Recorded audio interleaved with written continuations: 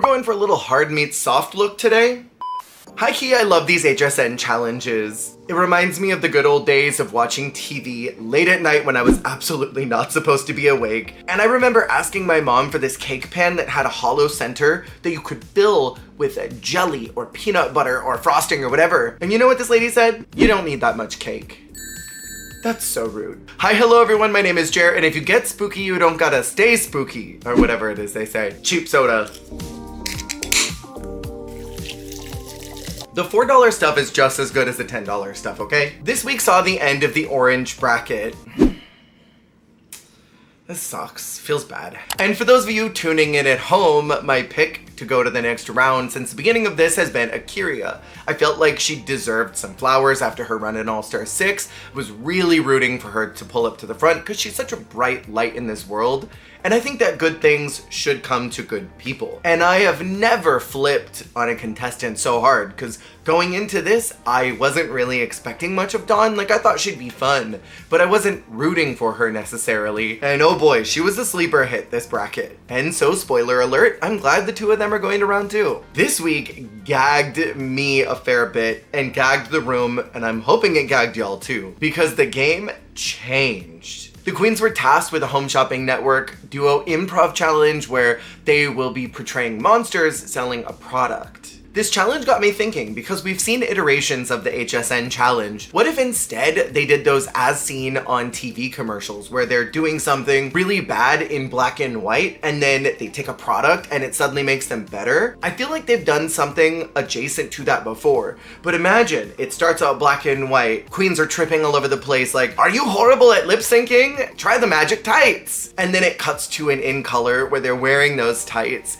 and they're doing donkey kicks and death drops and flipping all over the place. That would be so fun. Anyways, my question of the week is, did the queens get assigned these prior to coming to the show? Like production called and said, hey, you're spooky, dress like a monster. Or did they give them a short list and say, you can do one of these 12 monsters and then these are the products so that you can prepare what you want to do? How would you like to present this? Because I can't imagine that they were just given these prompts then and there. They'd have no way to prep their costumes. They would have to know prior to going on the show. Or were they given maybe 2 different prompts so that they could prepare looks for both and then they found out what they were gonna get there? Because if I'm not mistaken, I think I remember someone saying that one of the girls in the Bachelor Challenge last year got their dog swapped on them. So they had to go to a different dog. In my opinion, they were 2 major robberies that happened. There were a lot of laughs, some killer fashions, so let's get into it. My rankings are gonna be a cumulative score of how I felt they performed in the challenge as well as how they did on the runway. Both of those things matter to me.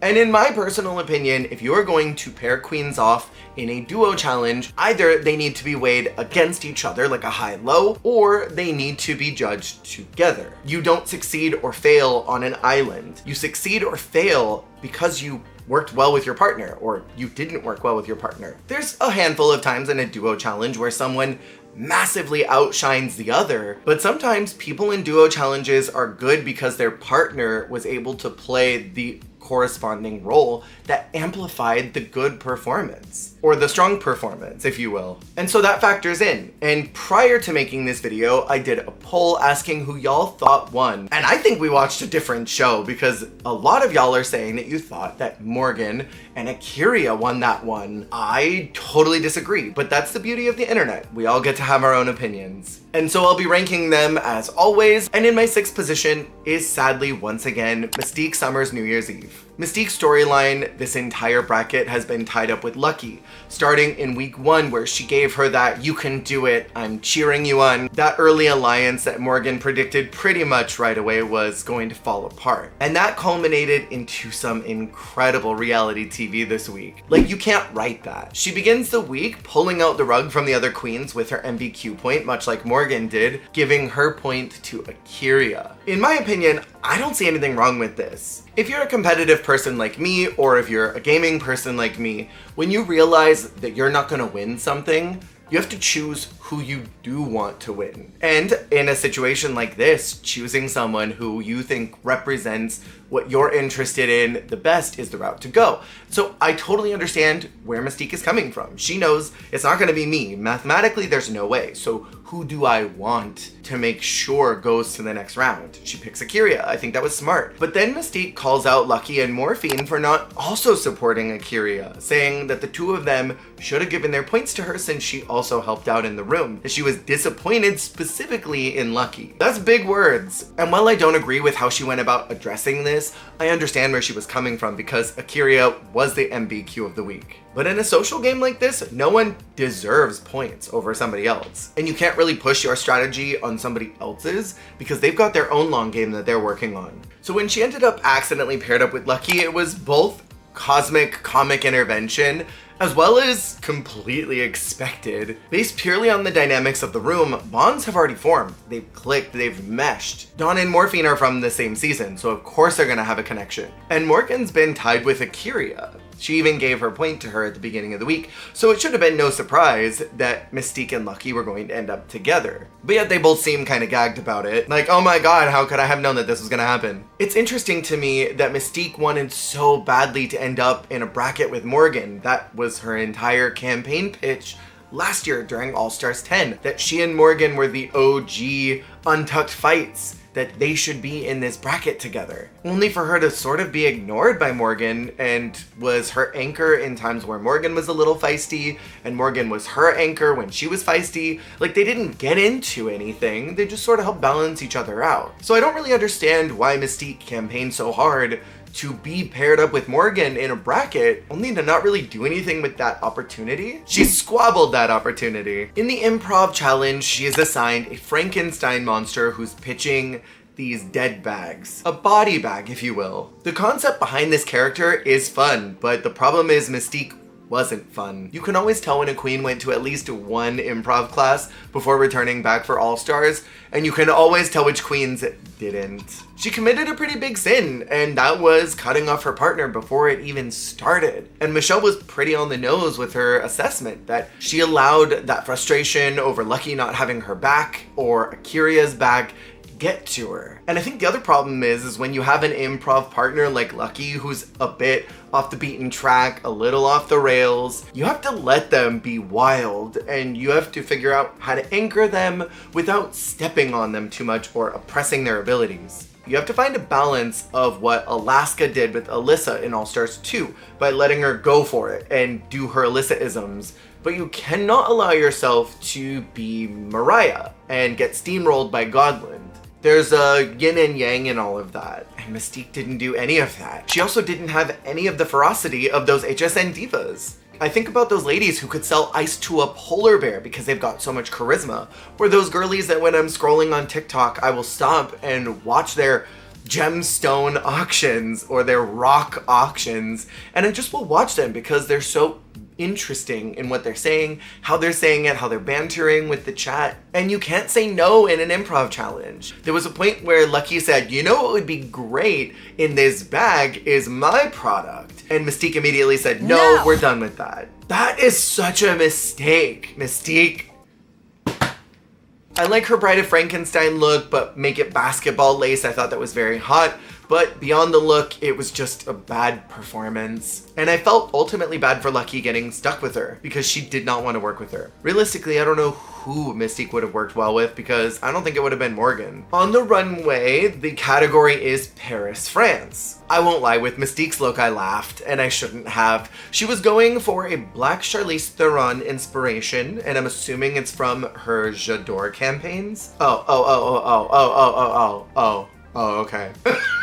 She looks gorgeous in gold, but at the end of the day, it's just a pretty dress. And when you are on the stage with As Above, So Below, and Ratatouille, and the entire Louvre, gorgeous is just not gonna cut it. It's just not. There's a distinct lack of concept, and even if it's pretty, it's just, why this? This category was such a perfect lob to troll Michelle with a Marie Antoinette look. Come out with the most grand, shut down the party Marie Antoinette look that has ever existed. And I think that Mystique in that big Parisian silhouette, huge hoop skirt, giant hair, I think she would have looked fab. The look was a very fine slay. I'm gonna miss Mystique and her Waluigi eye makeup in confessionals going forward. I think she's a fun presence. I like that she just doesn't really seem to care that much about the cameras and is just doing her thing, but she didn't bring it like I needed her to brought it. In my 5th position is Lucky Stars, because again, I'm judging in teams, and collectively as a team, they were bad. Lucky's story this week was so heavily tied with Mystique, and I felt bad for her.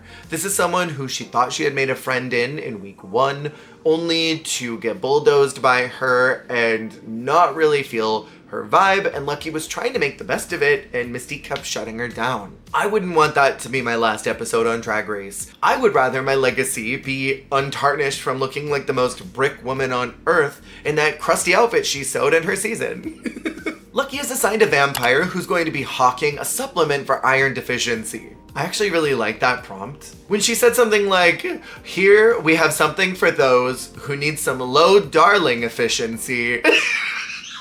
I lost it. I did like her character name of Bloody Stars. I thought that was fun wordplay. But this look, a vampire it is not. I can appreciate going for a vampire mushroom. That's such a cool concept, but it's far too cerebral for Drag Race of all places. At about the midpoint of her skit, she started doing this Transylvanian accent, but it just was watered down and it didn't start that way. It was like she started going and thought, oh, Count Chocula, but didn't commit to it. I should not be laughing, it wasn't funny, it was bad. Mystique kept having to ask her questions to keep her talking, which is funny because as soon as she started doing that to Mystique in her segment, Mystique kept cutting her off, like, make it make sense. The best part of the scene was Lucky messing around with the caller, joking about kosher. Who? That was the best part, and yeah. For Paris, France, I have one thing to say. Art. Did somebody mention art? Sorry, that's not the last time I'll do that. She was inspired by the Louvre. What a cool idea that only someone like Lucky could execute well. This is a great intersection where bold choices meet high fashion. It's very on brand, it's got amazing scale and color, and I'm always impressed by how maximalist this girl is without being overstimulating. The look is a total slay. In my 4th position is McMichaels. She starts out the week supporting Akira's rise to the top, which does ultimately bite her in the butt, but I agreed with her decision. Akira was the best in the room and deserved that MVQ point. Morgan is loyal to a fault, and that definitely hurt her chance at making the next round. But it also makes her elimination that much more upsetting, and sometimes not winning Drag Race and getting eliminated in how audiences perceive as an unfair way is better for your long-term career because people will always want you to come back to get your redemption. They'll always think you were robbed. I love that the girls were making bold decisions this year with their MVQ points because last year nobody did that except for Mistress and Georges, and we all saw how that played out. At a certain point, when you realize it might not be me, so who do I want it to be? You have to make a tough decision sometimes, and I think she played the game well. It helps her friend, and that's what matters. Her assigned character is a ghost selling supernatural cosmetics. And honey, she made sure to incorporate her tagline, "I look pretty good for a dead bitch." Oh, wait a minute, bitches. I'm sorry, I did not understand her top placement whatsoever. In my opinion, she was super stiff in the challenge up until the Boo crew arrived. And then she relaxed. She felt a lot more natural, but even then, it was sort of like, ooh, hot guy, I'm gonna impress him. She was so mutable next to Akira. Akira was so interesting and magnetic. She never had a stumble. Morgan kept opening her mouth to say something during the call-in segment, like she wanted to yap, but then held herself back. And as someone who has a hard time not interjecting, I get where she's coming from, but it was very clear that she was trying to say something and get another joke out. She's not listening. She's trying to respond before she's had an opportunity to do so. I also have a severe problem with the lack of makeup on the chest, shoulders, and arms. How are you gonna do an entire white face look with fuchsia contour and apply that literally nowhere else? Sorry, I wasn't feeling the Jantasy. I think that the look was a chop, and then this vulnerable moment to show off this burn scar, that she was burned in a fire from her own cigarette, but we'll talk about that later. That's stuff that I feel like would make a Gen Zer cringe, and it just wasn't interesting improv to me. I was just sort of like, oh, okay. I understand the direction of wanting to show, hey, this product works. Look, I've got crusty skin under all of this. But shouldn't that white have been everywhere? And shouldn't there have been other burn scars? For Paris, France, she is giving a nod to Joan of Arc, which is very on brand for Morgan to be drawn to powerful women. I like the look well enough. She was doing wordplay with cutlery on the look. I think the silver was all dispersed in an interesting way. I like that it looks like ridges in the armor. I like the playfulness of that sexy drape in the back of the costume. It's very fun. But was it the highest glam on the runway? I don't think so. Was her performance so strong to me that she deserved top 2? No.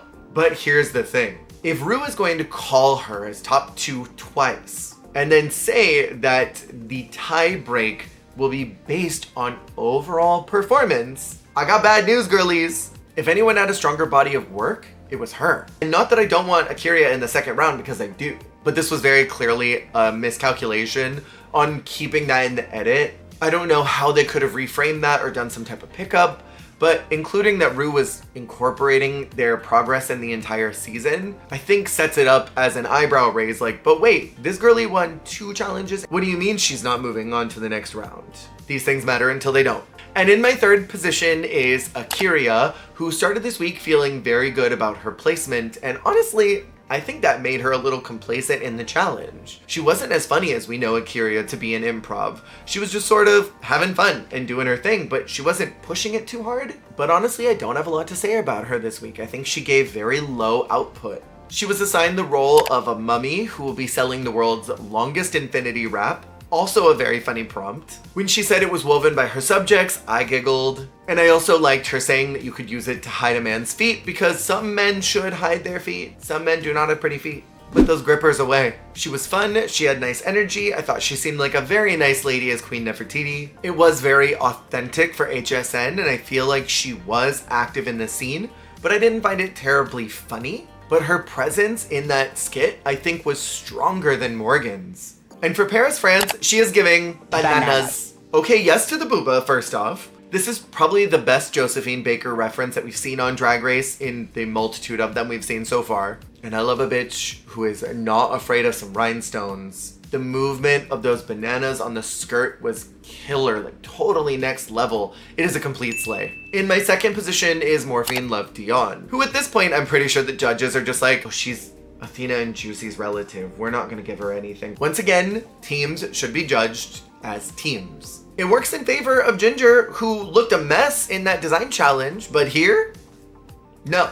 The inches are resting. She was going through it this week, and I also felt bad for this girl because I think she sensed at the beginning of the episode that it was not in the cards for her. And she tried her best to give it her all in the challenge, and I think she did. I think she should have been rewarded with the top placement, and they played in her face, just as I kind of expected them to do. Morphine is tasked with playing a zombie who will be hawking subscriptions to a meat of the month called Hello Flesh. Please! That was very funny. If Drag Race came up with that, or if she did, hysterical. I loved her joke about putting the intestines in the air fryer. That felt very modern, very culturally relevant, because you see those TikTok influencers or YouTube influencers that are trying to get you to buy something and they'll include the kind of it product like an air fryer. And those TikTok influencers are pretty much the modern HSN. I thought her physical comedy was quite funny. I thought the peeling off of the lips and the hair was really gross, but she committed to being ugly. And for a beautiful glam girl like Morphine to not be afraid to look gross on Drag Race, that is commendable to me. I will say her physicality was a bit terrible. She was just kind of bopping around like a kid who needed to go pee. And I wish that her stance was as strong as her humor. But I don't think that necessarily warranted her being just safe, because she was funny and she had some great jokes and she worked well with Dawn. For Paris, France, she is giving the infamous catacombs and she nailed that imagery. The smoke coming out from the dress. Ooh! I love that iridescent olive color and the gold mixture. Those are to die for. The silhouette and the color saturation are immaculate. Also, this prosthetic was amazing. I appreciate greatly that she accidentally had a horror look in the Horror Icon Improv Challenge. It's all very good. It's a complete and total max slay. This look chewed on the runway. Chewed. Not one of you will ever convince me that this wasn't the best look of the entire evening. And she should have gotten her flowers for this. And in my number 1 position is Dawn, once again in the top 2, dominating orange bracket. She is tasked as portraying a werewolf who's selling grooming products. On an improv story level, this is probably my least favorite. A lot of the others made sense. A mummy that's selling an infinity wrap. It's riffing off of the bandages. The vampire selling iron deficiency shakes. You're drinking a lot of blood and maybe you've got a little extra, so you're selling that on the side from your blood farm that you've got. The ghost who's selling you ghostly white products so that you too can look like a ghost in the afterlife. A zombie who eats human flesh, selling meat of the week. But then a werewolf? Why are they shaving? I don't really get that. I'm thinking about it too much, but everybody else's made sense, and then you got hers, and it's like, You'd think that a werewolf would be selling shampoo or a hair strengthening product, even an argan oil or something. Dawn had some great howls, which really sold the character, and I think her committing to that and being bold, not being afraid to go for it, I think sold the improv to me. They started with a hardly know her joke, which always gets the judges giggling. They do that almost every season at this point. So appealing to the lowest common denominator humor in the room, I think is smart. I loved the nails on the wolf hands. That was a hilarious detail, even if I didn't like how bulky they were. Overall, I think Dawn had some great levels to her comedy, but I do wish that she had some more jokes prepared for the demonstration portion, because those just kind of went on and on and on. I think she never outpaced Morphine, which is important because Morphine is not a great improver, and I thought they both stayed active together. And then for Paris, France, she is presenting a rat. Oh my god. Girl, this is cool. She was inspired by Ratatouille, which, like, excellent reference first of all. But this look is ornate fashion. It is the new Dior silhouette, and that's French as It's like a blend of that mouse from Great Mouse Detective meets Mae West. Oh, come on over and eat at my restaurant sometime. I'm fascinated by that little hat. I love the black pleated transparent material with that ostrich. Oh. And Nicole Page Brooks, move aside, because Dawn had acrylic nails on her shoes. Dead. This is divine. Max Slay. It is whimsical. It is camp. It is fashion. There are people online saying that this was a bad look. Those people are on heavy substances. This and Morphine were the best looks of the night. Rue calls the top 2 as Dawn and Morgan, which I didn't agree with. This should have been judged again in duos. So it should have been Morphine and Dawn together, especially since their runways were the best. I thought it was interesting that Rue suggested that Morphine didn't sell the product very well, that she didn't want to buy it. I don't know what product she wanted to buy of any of these nasty monster products, but I didn't want any of them. In my personal opinion, the goal of a challenge like this is to sell the unsellable, and to, even if I don't actually want to use it, I'm like, okay, wait, I want to check out that commercial. I want to watch more of this. I didn't really want to get any of these products. And so that being the reason why Morphine wasn't in the top, I thought was kind of bogus. And this leads to the gaggiest moment that has happened in the All-Stars bracket format. Rue has to break the tie. Finally! They teased this all last year, every single bracket, talking about how Rue would have to break the tie, and it never happened. I was so disappointed because we got really close. And I'm glad that it happened this year, but first, Morgan and Dawn have to lip sync to Zombie Boy by Lady Gaga. Girl, they're gonna exhaust this album's discography before we even get to the next All-Stars. I love it. I love this album. Morgan was so smart to wear that orange fringe because it's striking. And I said in the very first lip sync, and I stick to that Morgan does body articulation like no one else does it. She was locked in and on point the moment that song started, and that styling choice of that fierce mohawk was doing a lot for me. I wanted to keep watching Morgan perform, and every time it cut to Dawn, I was like, no, put it together one. But Dawn's entire storyline this week was that she can slay a challenge, but can't slay a lip sync. And even if I think that she's a fun, good time gal, she was not fun in this lip sync. She didn't win this by a long shot. Dawn did this splat on the ground that made my body hurt just from watching it. And aside from that, she did almost nothing. Rue calls Dawn as the winner, Crazy Town USA. Even if I don't think that Morgan should have been in the top 2 period, she did beat her. And the MBQ ceremony leads to a tie between Morgan and Akira. And this is tough because only two can progress, so Rue has to break the tie and decide which one of these two she wants. They should have gone in and done some type of pickup, asking Rue to change the parameters of why she was making the decision she did, because it makes no sense why Morgan didn't go to round 2. I love Akira and I was rooting for her, but the elimination being based on who was stronger in the entire bracket just doesn't hold water for her. But also, the drama of Rue having to choose was exciting to me. I think it would have lent better to Morgan's storyline that she needed to get good at Drag Race and not just be spectacular at nightlife for her to make it to round 2. But I'm not mad even a little bit that it was Akira, that's the thing. I do wonder how things would have shaken up if Morphine was in the top 2. Because in my opinion, I think the entire room would have rallied behind Akira to give her all the points so that she could go over Morphine. And I think we would have had the exact same outcome, but instead of painting Morgan as the underdog who got cut last minute in what seems like an unfair way, that would have been Morphine's storyline, especially since she was so broken up and hurt over not having broken through at all up till now.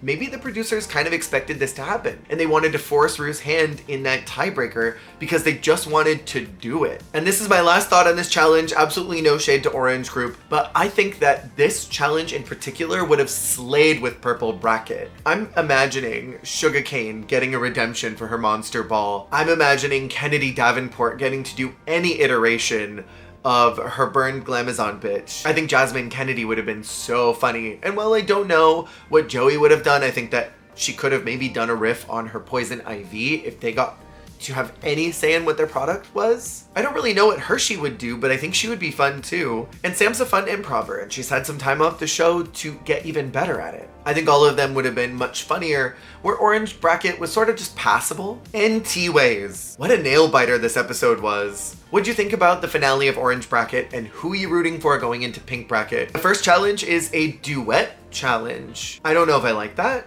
I think I hate that. I can already see the writing on the walls. I'm gonna keep my mouth shut until it happens. Make sure to subscribe if you haven't already, and be sure to check out the Patreon if you would like early access to these videos ad-free. I'll see y'all on the flip.